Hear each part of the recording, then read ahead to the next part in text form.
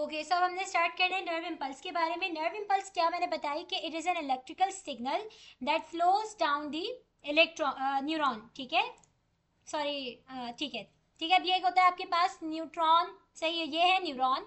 Neuron क्या है आपके पास, एक स्ट्रक्चरल और फंक्शनल यूनिट है आपके सीएनएस का, ठीक है, और पीएनएस का भी, यानी सेंट्रल नर्वस सिस्टम और पेरिफेरल नर्वस सिस्टम, ठीक है। तो nerve impulse is an electrical signal that depends on the flow of ions across the membrane of a neuron. अब ये क्या होता है, ये मैं डिटेल में आपको इसी के अंदर हमने ये बताना है कि नर्व इम्पल्स बेसिकली जनरेट कैसे होती है। जिस तरह आपका ब्लड जो है ना ब्लड वेसल्स के अंदर ट्रैवल कर रहा होता है, इस तरह आपके न्यूरॉन्स में आपकी नर्व इम्पल्स ट्रैवल करती है, और यही नर्व इम्पल्स आपके सिग्नल्स को लेके जा रही होती है। बेसिकली यही सिग्नल है, ठीक है, कि कोई भी चीज को सेंस करके in the form of nerve impulse, वो signal in the form of nerve impulse जाते हैं टुवर्ड्स योर ब्रेन और स्पाइनल कॉर्ड, और उसके बाद वहां से जो फाइनल आपके पास रिजल्ट आता है, ये जो फाइनल एक्शन आता है, वो भी थ्रू दिस नर्व इम्पल्स आ रहा होता है, ठीक है। तो अब नर्व इम्पल्स है क्या, तो हमने शुरू में ही पढ़ा था कि ये जो आपका ये होती है ना, क्या कहते हैं हम, नर्वस कोऑर्डिनेशन, ये कैसी होती है, इलेक्ट्रिकल और केमिकल दोनों तरह की है, ठीक है। तो हमने यहाँ देखना है कि यहाँ पे आपके पास इलेक्ट्रिकल करंट जनरेट होगा, कुछ केमिकल्स इन्वॉल्व होंगे, उन सबको हम डिटेल में पढ़ेंगे। Now the signal begins as a change in the electrical gradient across the cell's plasma membrane. अब ये जो आपके पास सिग्नल, ये जो सिग्नल है, ठीक है, ये किस तरह डेवलप होता है आपके पास as a change in electrical gradient. अब इलेक्ट्रिकल ग्रेडियंट क्या है और ये आपके पास किस तरीके से आपके पास चेंज होता है, ये हमने इसमें पढ़ना है, ठीक है। Generation and transmission and nerve impulse. अब ये बात मेरी समझ लो कि ये जो आपके पास सेल मेम्ब्रेन होती है ना, ठीक है, सेल की जो मेम्ब्रेन है, ये न्यूट्रल नहीं होती, ठीक है, ये न्यूट्रल नहीं होती। खास तौर पे हम अभी न्यूरॉन्स की बात करें स्पेसिफिकली, ठीक है, ये न्यूट्रल नहीं होती, बल्कि इसमें क्या होता है, सर्टेन चार्ज मौजूद होता है। अब चार्ज क्या हो सकता है, अभी हम किसकी बात करें, न्यूरॉन की, जिसके ऊपर कोई ना कोई स्पेसिफिक चार्ज होगा, इधर पॉजिटिव इधर नेगेटिव। अभी से भी याद रखो ये न्यूट्रल नहीं होती। तो जब आपके पास एक स्पेसिफिक, फॉर एग्जांपल बाहर आपके पास पॉजिटिव है, ठीक है, अंदर नेगेटिव है, this is just an example. तो जब यहाँ से आपके पास कोई आपकी ये जो डिस्टर्ब, ये जो है ना पॉजिटिव और नेगेटिव, इसका बैलेंस जब आपके पास डिसरप्ट होता है या डिस्टर्ब होता है, जब यहाँ पे आपके पास एक नर्व इम्पल्स ट्रांसमिट होती है, ठीक है। अभी सिर्फ इसको एक बेसिक इससे पढ़ो कि ये जो एक न्यूट्रल नहीं है, ठीक, इसके ऊपर कोई ना कोई चार्ज है, सही। आपके पास सर्टेन टाइप के सेल्स होते हैं जिन्हें हम कहते हैं एक्साइटेबल सेल्स और non excitable cells. Excitable cells में आपके पास ये न्यूरॉन्स आते हैं, ठीक है, जो एक्साइट हो सकते हैं, आपके मसल्स होते हैं जो एक्साइट हो सकते हैं, लेकिन जो आपके बाकी जो सेल्स हैं वो एक्साइट नहीं हो सकते, ठीक है। तो एक्साइटेबल और नॉन एक्साइटेबल सेल्स होते हैं, जिनके अंदर मोस्ट इंपॉर्टेंट आपके न्यूरॉन्स हैं। एक्साइटेबल होने का मतलब क्या है कि इनके अंदर इलेक्ट्रिकल डिफरेंसेस आ रहे होते हैं, सही। All living cells have an electrical charge difference across their neurolemma, ठीक है। इनकी जो न्यूरोलेमा होती है न्यूरॉन्स की, उनके अक्रॉस एक इलेक्ट्रिकल चार्ज डिफरेंस होता है, ठीक है। हमने पोटेंशियल डिफरेंस पढ़ा है ना कि एक जगह के ऊपर हाई वोल्टेज, एक जगह पे लो वोल्टेज, ठीक है। इसी तरह यहाँ पे चार्ज डिफरेंस है। Differences in each charge give rise to an electrical voltage gradient across the membrane, ठीक है। इसकी वजह से आपके पास एक वोल्टेज डेवलप हो जाता है, ठीक है। फॉर एग्जाम्पल 90 वोल्ट, ठीक है, फॉर एग्जाम्पल 55 वोल्ट, तो इस तरह का एक वोल्टेज यहाँ पे डेवलप हो जाता है। The voltage measured across the न्यूरोलेमा is called membrane potential, ठीक है। जब हम एक न्यूरॉन की जो मेम्ब्रेन है उसे हम न्यूरोलेमा कहते हैं, उसके अक्रॉस हम वोल्टेज को मेजर कर रहे होते हैं, तो उसे हम क्या कहते हैं, मेम्ब्रेन पोटेंशियल कह रहे होते हैं, ठीक है। कि इस का जो आपके पास जो वोल्टेज डिफरेंस है वो क्या है। यहाँ तक समझ में आया है, ठीक है। So the nerve impulse is the electrochemical transmission. यहाँ पे बात याद रखना जरूरी है कि कैसी है ये, इलेक्ट्रोकेमिकल मीन्स यहाँ पे आपका इलेक्ट्रिकल करंट और आपका केमिकल्स दोनों इन्वॉल्व है for this nerve impulse. Transmission of messages through the neurons, neurons के थ्रू मैसेजेस किस फॉर्म में ट्रांसमिट होंगे, इलेक्ट्रोकेमिकली ट्रांसमिट हो रहे हैं, ठीक। अभी किस तरीके से आपके पास ट्रैवल करती है, थ्रू डेंड्राइट्स और axon due to the voltage proteinic gated channels in the neurolemma. अब ये प्रोटीनिक गेटेड चैनल्स क्या है, वोल्टेज वाले, ये मैं बताती हूँ, ठीक है। तो किस तरह ट्रांसमिट होती है, फॉर एग्जाम्पल आपके पास ये स्किन थी, ठीक है, यहाँ पे आपके पास क्या होंगे, डेंड्राइट्स हैं, ठीक है, यूं करके, सही है। आपके पास एक सेल आ गया, ठीक, और इसके बाद फिर आपका यूं एक्सॉन जा रहा है, तो यहाँ पे आपके पास ये सिग्नल यहाँ से ट्रांसमिट होना शुरू हुआ, यूं जाएगा, तो डेंड्राइट सेल बॉडी, और इसके बाद फिर आपके पास एक्सॉन के थ्रू ये इस तरह ट्रांसमिट होती है, ठीक है। स्पेसिफिकली जो आपके पास हम एक्शन पोटेंशियल की आगे बात करेंगे वो स्पेसिफिकली एक्सॉन हिलॉक में बनता है, वो हम थोड़ा सा आगे पढ़ेंगे इसमें। ठीक, अब ये क्यों होती है वोल्टेज प्रोटीनिक गेटेड चैनल्स इन न्यूरोलेमा। ठीक है, ये आपकी मेम्ब्रेन है फॉर एग्जांपल। ठीक है, यहाँ पे आपके पास प्रोटीन चैनल्स हैं, सही है, ऐसे करके चैनल्स हैं जिनके ऊपर ऐसे केप्ड चैनल्स है, मतलब उनके ऊपर कवरिंग हुई हुई है। ठीक, तो जब भी यहाँ पे वोल्टेज आपके पास चेंज होगा तब जाके ये आपके पास ओपन होंगे, सही है, और ये अलाउ करेंगे सर्टेन टाइप ऑफ मॉलिक्यूल या certain type of ion to get in, सही है। तो ये इस तरह के जो पंप्स होते हैं, इस तरह के जो गेटेड चैनल्स होते हैं, ये उसके थ्रू ट्रैवल करेगी, सही है। इसमें सोडियम पोटेशियम पंप आता है जो हमने इसी में डिटेल में पढ़ना है। Now these channel open and close in response to the electrical voltage, यानी जब जब वोल्टेज चेंज होगा, बढ़ेगा, कम होगा, उसके हिसाब से ये चैनल्स हैं ओपन और क्लोज्ड होंगे। ठीक है, neurolemma is polarize. Neurolemma is polarize का मतलब है उसके ऊपर चार्जेस डिस्ट्रीब्यूट हुए होते हैं, पोल्स बने हुए होते हैं, एक साइड उसकी नेगेटिव होती है, एक साइड उसकी पॉजिटिव होती है। And from inside negatively charge with respect to the outside due to distribution of ions. तो आप यहाँ पे एक डायग्राम यू बना के रख सकते हो कि ये न्यूरोलेमा है, ठीक है, यहाँ आपके पास नेगेटिव चार्जेस है अंदर की तरफ, ठीक, यहाँ लिख लो आप इन कि ये अंदर वाला साइड है, ठीक, और यहाँ आप लिख सकते हो आउट, ठीक है, नहीं, ये बाहर वाला साइड है, सही, और यहाँ आपके पास क्या होंगे, पॉजिटिव चार्जेस। जब भी हम इसे क्या कहेंगे, दिस इज पोलराइज्ड, मींस एक साइड पे इसके पॉजिटिव है और एक साइड पे इसके नेगेटिव है, ठीक है, outside is positive, inside is negative. This is understandable और नॉट?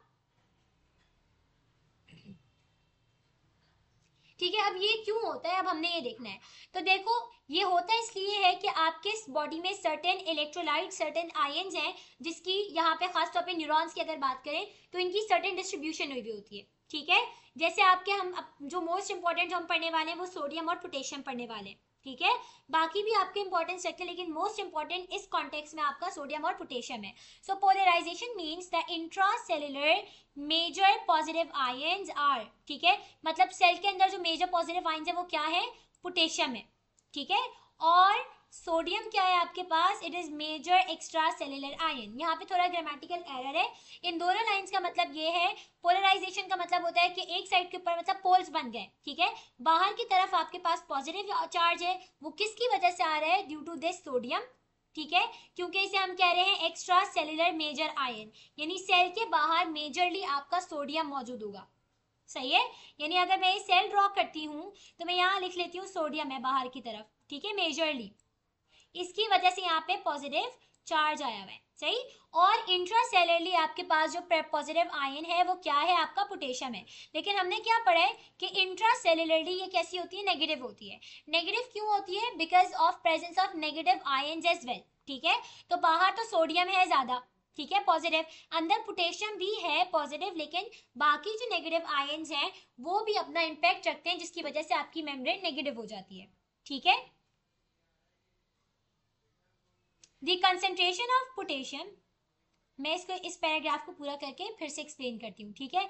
ये जो सेल है ना, सेल, ठीक, सेल की एक बाहर की इन्वायरमेंट है, इसकी न्यूरोलेमा के बाहर ही, मैं बहुत सिंप्लीफाई करके सेल बना रही हूँ, पूरा न्यूरॉन नहीं बना रही है, और ये अंदर की इन्वायरमेंट है। तो बाहर की तरफ आपके पास सोडियम बहुत ज्यादा है, सही है, और सोडियम की वजह से यहाँ पे आपके पास पॉजिटिव जो आपके पास चार्ज हमने पढ़ा ना वो है, ठीक है, इसकी मेम्ब्रेन के ऊपर, सही, और अंदर की तरफ आपके पास मेजर आयन क्या है, पोटेशियम है, सही, लेकिन अंदर की तरफ जो आपके पास चार्ज है वो नेगेटिव है।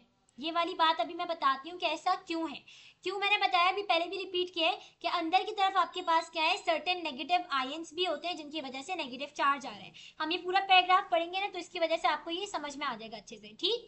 The concentration of potassium is, हाँ यहाँ पे थोड़ा सा ना इन्होंने वो किया हुआ है, ग्रामेटिकल एरर है, मतलब यहाँ पे इन्होंने कहना चाहिए था कि इंट्रासेल्युलर ये है और एक्स्ट्रा सेल्युलर ये है, ठीक है, इन्होंने थोड़ा इस तरह लिखा है कि आपको आप कंफ्यूज हो जाओगे एक बारी में पढ़ने पर, सही है। The concentration of potassium is 30 times greater inside the fluid than outside, and the concentration of sodium is nearly 10 times greater outside than inside the fluid. अब ये जो बात कह रहे हैं ना, ये इन्हीं के अपने लिए, ठीक है, मतलब अगर मैं कहती हूँ ये मैं लिख रही हूँ पोटेशियम इन, ठीक है, और इक्वल्स टू पोटेशियम आउट, सही है, तो मैं कहती हूँ कि पोटेशियम इन कितना है, इस पोटेशियम आउट जो बाहर है ना उसको मैं मल्टीप्लाई कर दूँ उसकी वैल्यू को 30 से, सही है, या कह लूँ 30 टाइम्स। जो बाहर है ना नॉर्मल, फॉर एग्जांपल 40 है बाहर, तो मैं कहती हूँ कि अंदर कितना होगा मल्टीप्लाई बाय 30, 1200 समथिंग के अराउंड।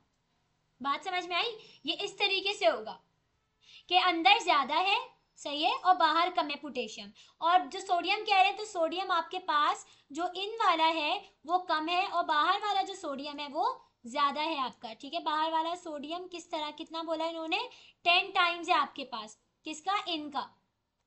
जो अंदर है ना सोडियम उसके मुकाबले में 10 गुना ज्यादा है, यानी उस कॉन्सेंट्रेशन को आप 10 टाइम्स मल्टीप्लाई कर लो तो उतने टाइम्स आपके पास बाहर होगा, सही है। तो आपको ये बात पता होनी चाहिए, ये अपने हिसाब से ये नहीं है कि पोटेशियम सोडियम से इतना ज्यादा है या सोडियम पोटेशियम से इतना ज्यादा है। ये पोटेशियम जो अंदर है वो क्या है आपके पास 30 गुना ज्यादा है as compare to the potassium बाहर। एंड जो सोडियम अंदर की तरफ है वो जो बाहर की तरफ है वो कितना ज्यादा है, 10 times more than the potassium sodium inside. समझ में आया? ठीक है। Distribution is created largely by the sodium potassium pumps which actively transport sodium out of the cell and potassium inside the cell. अब आपके पास क्या है, ये मेम्ब्रेन है ना, ये जो मैंने मेम्ब्रेन बताई थी, ठीक है। यहाँ पे आपके पास एक ऐसे करके पंप है, ठीक है, जिसका काम क्या है, सोडियम को मुसलसल बाहर भेजना सेल के, ठीक है, और पोटेशियम को मुसलसल सेल के अंदर भेजना, ठीक है। This is a sodium potassium pump. ये काउंटर ट्रांसपोर्ट है, मतलब एक चीज बाहर एक चीज अंदर जा रही है। काउंटर समझ में आता है ना, एक दूसरे के अगेंस्ट जाना, ठीक है, जैसे हमने काउंटर करंट मैकेनिज्म पढ़ा है, इस तरह ये काउंटर ट्रांसपोर्ट है जिसमें सोडियम मुस्तकिल बाहर जाएगा और पोटेशियम मुस्तकिल अंदर आ रहा होगा, ठीक है। तो ये जो आपके पास बाहर आपके पास सोडियम ज्यादा और अंदर पोटेशियम ज्यादा है, क्यों है, बिकॉज ऑफ दिस पंप, ठीक है।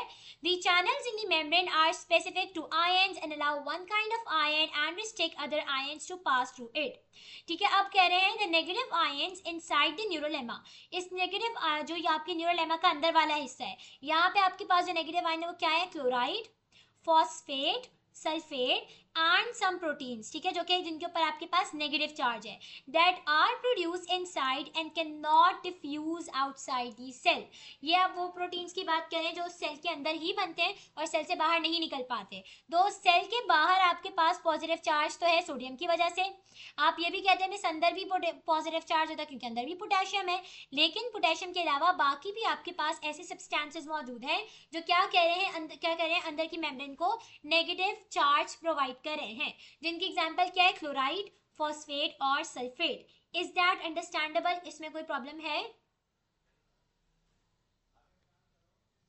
पूछो।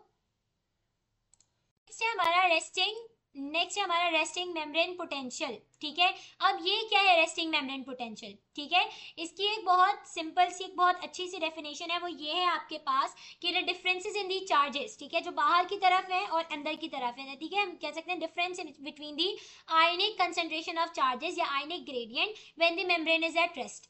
चाहिए सिंपल, तो हम इसे ये कहते हैं कि जब आपका जो सेल है ना वो रेस्ट के ऊपर हो, मतलब वो इलेक्ट्रिकली एक्साइटेबल ना हो उस टाइम के ऊपर या कुछ भी हो, रेस्ट के ऊपर हो, तो उसके उस टाइम के ऊपर बाहर जो चार्ज है और अंदर जो चार्ज है उसके दरमियान जो डिफरेंस है उसे हम कहते हैं रेस्टिंग मेम्ब्रेन पोटेंशियल, ठीक है।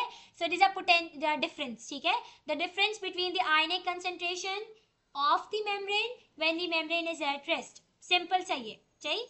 So a resting nerve cell is the condition when it is not being stimulated to send a nerve impulse, ठीक है, यानी बहुत सुकून से बैठा हुआ है, अभी स्टिमुलेट नहीं हो रहा कि कोई नर्व इम्पल्स को भेजे, सही है, यानी रेस्ट के ऊपर है। The resting membrane is only slightly permeable to those ions while the threshold established during action potential, ठीक है। थ्रेशोल्ड क्या होता है, ये हम एक्शन पोटेंशियल वाला पार्ट पढ़ेंगे ना अभी, तो उसमें समझ में आएगा कि थ्रेशोल्ड क्या होता है। वैसे थ्रेशोल्ड का मतलब होता है किसी भी चीज की जो मिनिमम रिक्वायरमेंट होती है, ठीक है।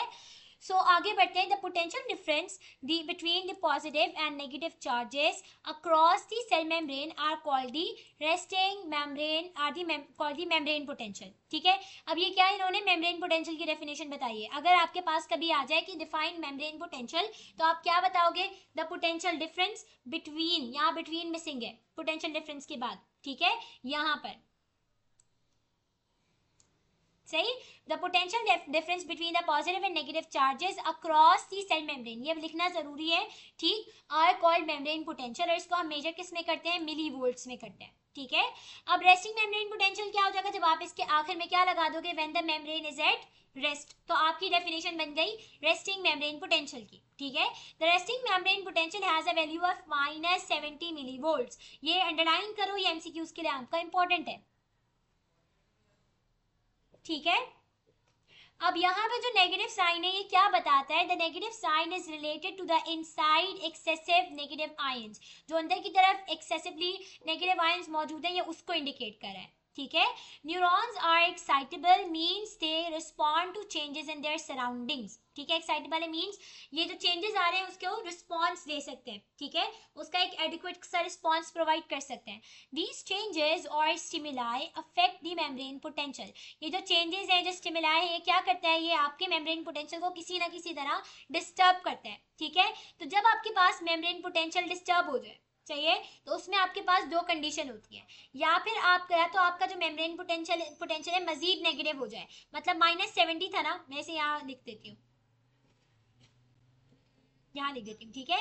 -70 आपका एक नॉर्मल है, चाहिए रेस्टिंग है, अगर ये मजीद नेगेटिव हो जाए, मतलब फॉर एग्जांपल -90 हो गया, ठीक है, तो मैं इस कंडीशन को कहूंगी हाइपर पोलराइज्ड, क्या कहूंगी, हाइपर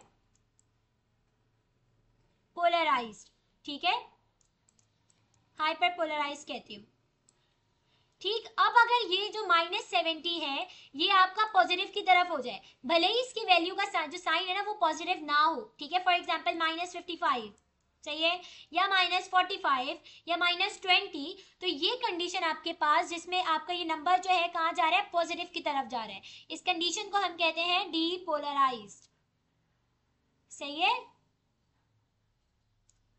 समझ में आया कि अगर आपका मजीद नेगेटिव होगा तो दैट इज हाइपरपोलराइज्ड, और मजीद पॉजिटिव की तरफ जा रहा होगा तो दैट इज डीपोलराइज्ड, चाहिए।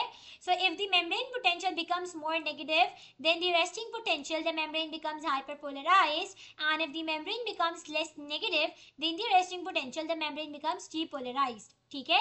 अब जो एक्शन पोटेंशियल है बेसिकली यहाँ से आपके पास एक नर्व इम्पल्स जनरेट होती है, ठीक है, आगे इन्होंने लिखा हुआ है ना रिजल्ट इन एक्शन पोटेंशियल, ठीक है। तो आपको ये पता होना चाहिए कि जब ये उसके अंदर जा रहा होता है, मतलब डीपोलराइजेशन में जाता है, उस वक्त आपका एक एक्शन पोटेंशियल जनरेट होने का हो सकता है, ठीक है।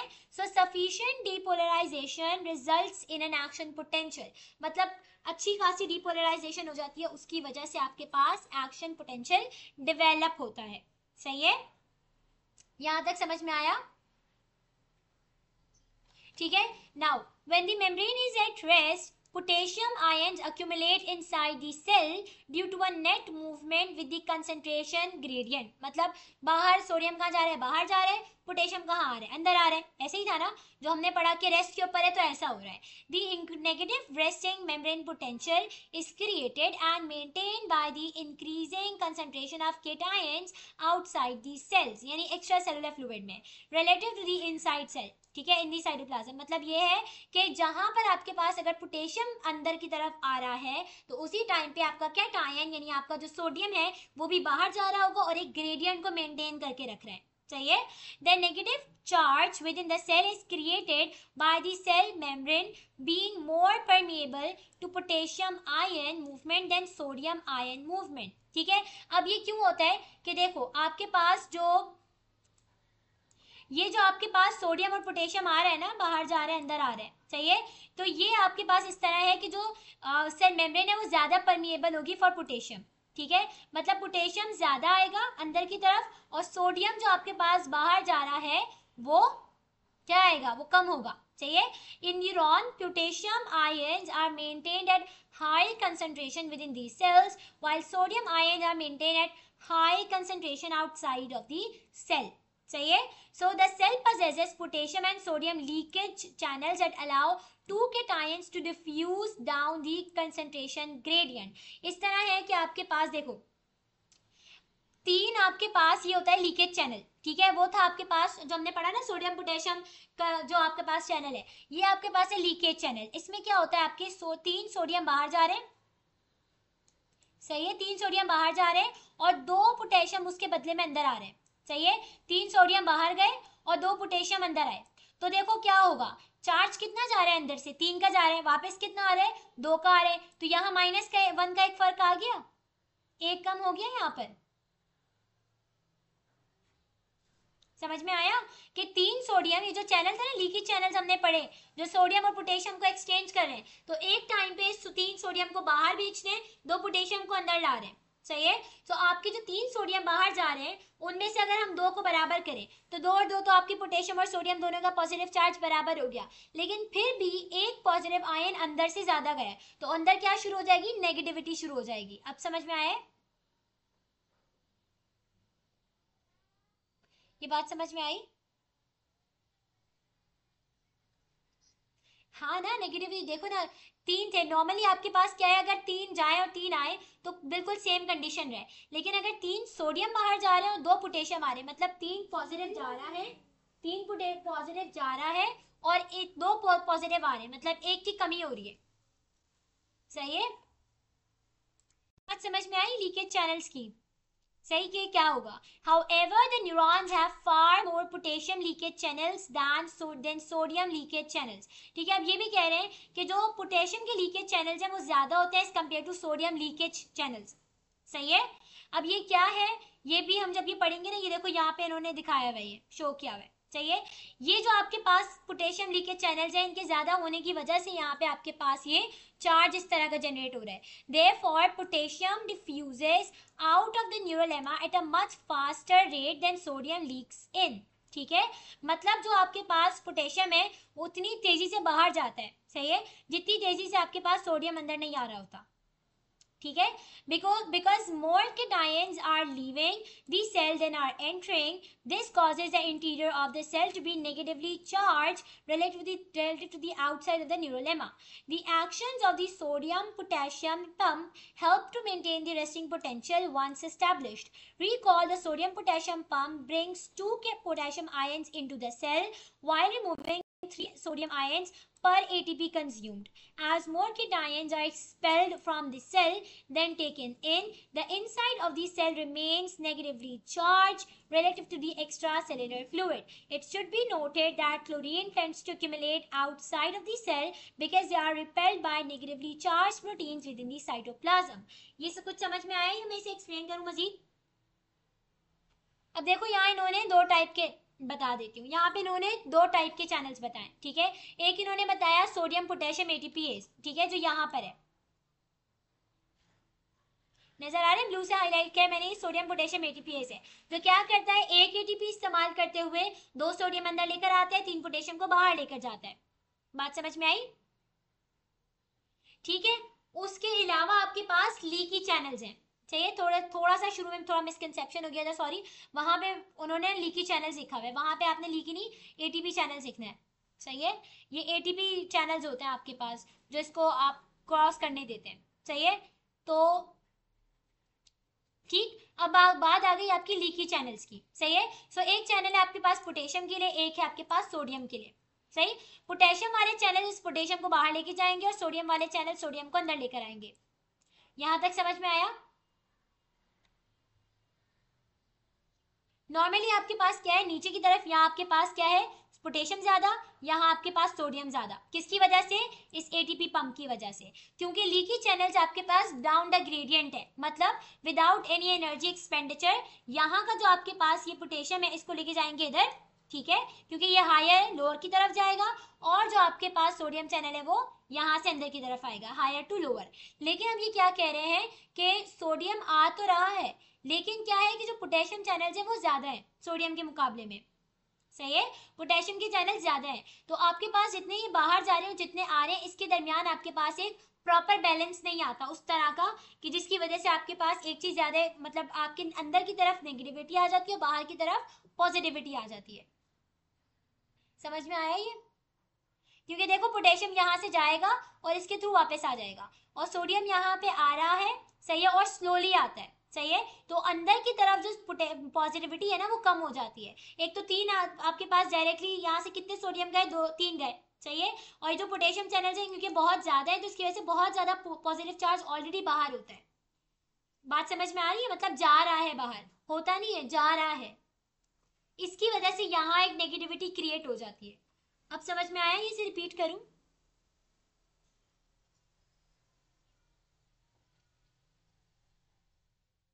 नो नो नो, ये वाली बात नहीं है। देखो मसला ये है कि ये मैं अगर एक मेम्ब्रेन ड्रॉ करती हूँ यहाँ पे ना, ठीक है, यहाँ पे आपके पास नेगेटिव ज्यादा होना है और यहाँ पे आपके पास पॉजिटिव ज्यादा होना है, सही है।